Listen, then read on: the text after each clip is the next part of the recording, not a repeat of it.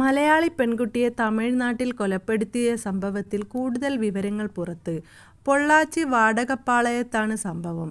മലയാളി വിദ്യാർത്ഥിനിയെ വീട്ടിനുള്ളിൽ കയറി യുവാവ് കുത്തി കൊലപ്പെടുത്തുകയായിരുന്നു.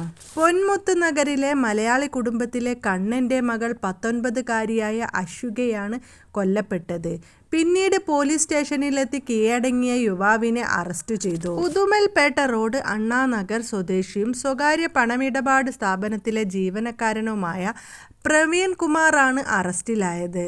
കോയമ്പത്തൂരിലെ സ്വകാര്യ കോളേജിലെ 2ാം വർഷ BSc കമ്പ്യൂട്ടർ സയൻസ് വിദ്യാർത്ഥിനിയാണ് കൊല്ലപ്പെട്ട അശ്വിക. മാതാപിതാക്കൾ ജോലിക്ക് പോയ സമയത്താണ് പ്രവീൺ പെൺകുട്ടിയുടെ വീട്ടിലെത്തുന്നത്. നേരത്തെ പ്രവീണും കുടുംബവും വടുകപ്പാളയത്തിൽ താമസിച്ചിരുന്നു. അവിടെ വെച്ച് 2 വർഷം മുമ്പ് അശ്വികയുമായി പ്രണയത്തിലായിരുന്നു എന്നാണ് ടൈംസ് ഓഫ് ഇന്ത്യ റിപ്പോർട്ട് ചെയ്യുന്നത്. തുടർന്ന് ഇരുവരുടെയും വീട്ടുകാർ ഇവരുടെ വിവാഹം നടത്താനും തീരുമാനിച്ചിരുന്നു. എന്നാൽ അശ്വിക ആൺകുട്ടികളുമായി അടുത്തിടപഴകുന്നത് പ്രവീണിന് ഇഷ്ടമായിരുന്നില്ല. ഇക്കാര്യത്തിൽ ഇരുവരും തമ്മിൽ തർക്കങ്ങളും പരാതികളും ഉണ്ടായിരുന്നു. ഇത് പതിവായതോടെ അശ്വിക ഈ ബന്ധത്തിൽ നിന്ന് ഒഴിവാകാൻ തീരുമാനിച്ചു. കോളേജ് സുഹൃത്തുക്കളുമൊത്തുള്ള ഫോട്ടോകൾ അശ്വിക വാട്സപ്പ് സ്റ്റാറ്റസായി പോസ്റ്റ് ചെയ്യുമായിരുന്നു. ഇങ്ങനെ ചെയ്യരുതെന്ന് പ്രവീൺ അശ്വികയെ ഉപദേശിച്ചു. എന്നാൽ പെൺകുട്ടി അതിന് തയ്യാറായില്ല. മാത്രമല്ല പോസ്റ്റ് ചെയ്യുന്നത് തുടരുകയും ചെയ്തു.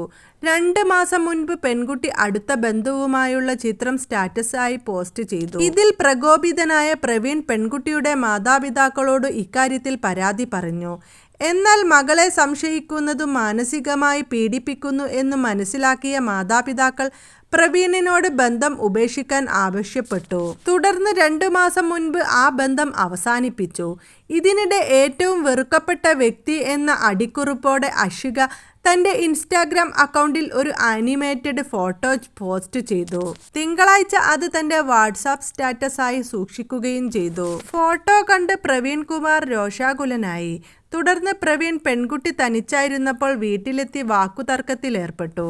തർക്കത്തിനൊടുവിൽ പേനാകത്തി ഉപയോഗിച്ച് പ്രവീൺ അശ്വികയുടെ കഴുത്തിൽ കുത്തി. പേനാകത്തി പൊട്ടിയപ്പോൾ അടുക്കളയിൽ നിന്നെടുത്ത കത്തി ഉപയോഗിച്ച് ശരീരത്തിൽ 3 കുത്തി. തുടർന്ന് പ്രതി വീട്ടിൽ നിന്ന് ഓടി രക്ഷപ്പെടുകയായിരുന്നു. പിന്നീട് പോലീസ് സ്റ്റേഷനിൽ എത്തി കീഴടങ്ങി.